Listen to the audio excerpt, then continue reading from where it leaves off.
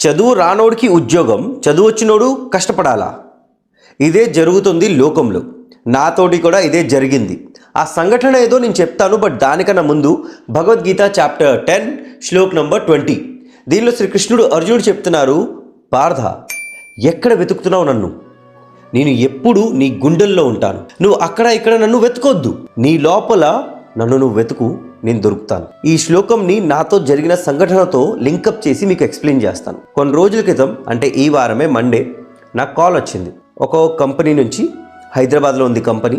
మా దగ్గర ఇలా జాబ్ ఉంది, మీరు అవైలబుల్గా ఉంటే రేపు ఇంటర్వ్యూ చేసుకుందామా, లేకపోతే ఎల్లుండి ఇంటర్వ్యూ చేసుకుందామా?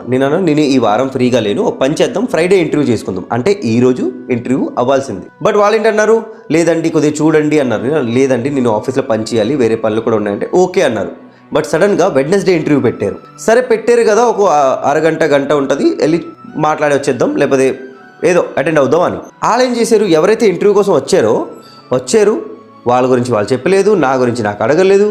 3 ప్రశ్నలు అడిగారు, దానికి జవాబు కూడా నేను చెప్పాను, వెళ్ళిపోయారు. ఇదేంట్రా బాబు ఇలాగుంది అని నేను చూశాను.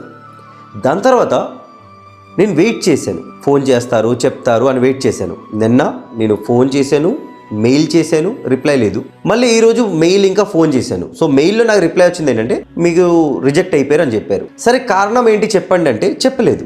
ఫోన్ చేసి అడిగితే, లేదండి మీ ప్రొఫైల్ షార్ట్ లిస్ట్ అవ్వలేదు అన్నారు. నేను అన్నాను, అదేంటి, ఫస్ట్ ప్రొఫైల్ స్కాన్ అవుతుంది, దాని తర్వాత ప్రొఫైల్ షార్ట్ లిస్ట్ అవుతుంది, దాని తర్వాతే కదా మీరు ఇంటర్వ్యూకి తీసుకుంటారు.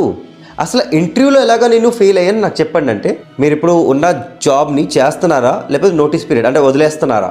నేను చేస్తున్నాను.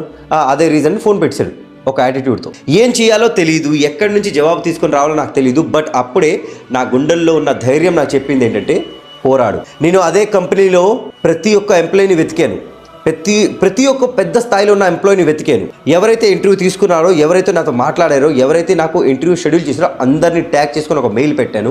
వాళ్ళతో ఇప్పుడు మాటలు జరుగుతున్నాయి. వాళ్ళు నా ప్రొఫైల్ని మళ్ళీ రివ్యూ చేస్తున్నారు. ఆ మనిషికి ఏంటవుతుందో తెలియదు, ఇప్పుడు ఉన్న పరిస్థితి ఏంటో వాడికి తెలియదు, నాకు తెలియదు. సో ఈ సంఘటన ఈరోజే జరిగింది, కొంతసేపు ముందే జరిగింది. బట్ ఇది భగవద్గీతతో ఎలా లింకప్ ఉందంటే, అందరిలాగా భయపడి నేను ఆగలేదు. నా గుండెల్లో కృష్ణుడు ఉన్నాడు, కృష్ణుడు నాలో ధైర్యం నింపాడు. అదే ధైర్యంతో పోరాడుతున్నాను. మీరు న్యాయం వైపు ఉంటే పోరాడండి, గెలుస్తారు. ఎందుకంటే మీతోటి మీ లోపల కృష్ణుడు ఉన్నాడు, ధర్మం ఉంది. ఇది అర్థమయ్యేదాకా జయ శ్రీకృష్ణ, హరే కృష్ణ, రాధే రాధే, జయ జగన్నాథ్. అహమాత్మా గుడాకేశ సర్వభూతాశయ స్థితః అహమాదిశ్చ మధ్యం చ భూతానామంత ఏవ చ.